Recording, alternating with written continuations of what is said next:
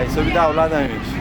گروهی از زیایان و روشنفکران تاجیک ولایت بخارا میگویند در 6 سال اخیر فرهنگ و زبان تاجیکی به اندازه موقع خود را کسب کرد.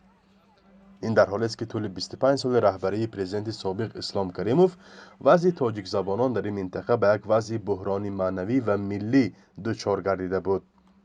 اکثر آنها این جریان را به عوض‌شوی قدرت در جمهوری ازبکستان ربط می‌دهند.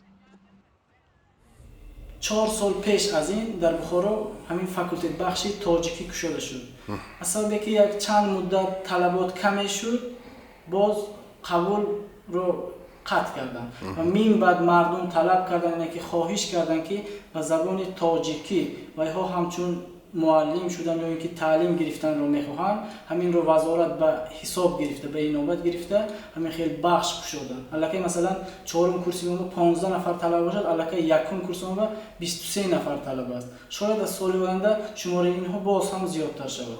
بر اعلی اجرا میکنند. هرچند از هر سو آدمان با تاجیکی حرف میزنند، ولی حالا بجز از یک صنف تاجیکی دهات دوردست این ولایت، مسئولین میگویند یگان مکتب با زبان صرف تاجیکی وجود ندارد. در دانشگاه دولتی بخارا 2 گروه تاجیکی عمل میکنند که اساساً زبان و ادبیات ملی را میآموزند و همچون آموزگار و مکتب‌های میانه تاجیکی آماده میگردند. این دانشیان اساساً از دیگر منطقه‌های تاجیک نشین ازبکستان آمدند. در مکتب ما که من تحصیل گرفته بودم، در زبان تاجیکی یعنی طلب زیاد است.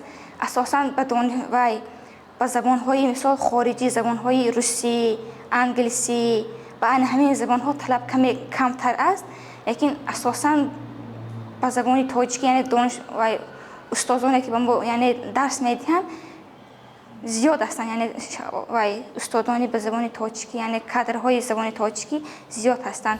بینندگان گرامی، حالا ما مهمان خانواده جورابای تیلویف میباشیم. مطلوبه آدینه و یگانه گرداننده برنامه تاجیکی پیام روز در تلویزیون و هم برنامه‌های فرهنگی در رادیوی ولایت بخارا است.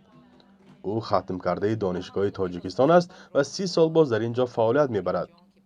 ولی حالا با نزدیک شدن دوران بازنشستگیش در تعجب مانده است که چی کسی کاری او را در اینجا دوام بدهد. حاضر شاگردان میبینن 10 سال مکتبی به زبان ازبکی را ختم کردگی، لیکن 4 سال در دانشگاه میخوانند، او هیچ چیز نمیتید. ممکن گپ زده میتوند، لیکن ایجاد کرده در موضوع نمیتواند. من همین کم مکک به ما مشکلی میدهد. طبق معلومات رسمی در نواحی ولایت بخارا بیشتر از 30,000 تاجیکان به قید گرفته شدند. از بس که زبان گفتگویی عام تاجیکی است، به این سبب چنین آمار خیلی سوال برانگیز میتابد. ساکنانش میگویند حالا آنها در روحیه همجواری و دوستی در این همسایه کشور تاجیکستان عمر به سر میبرند و امیدوار از مناسبتی بهتر هستند. فرزان محمدی، رادیو آزادی، شهر بخارا.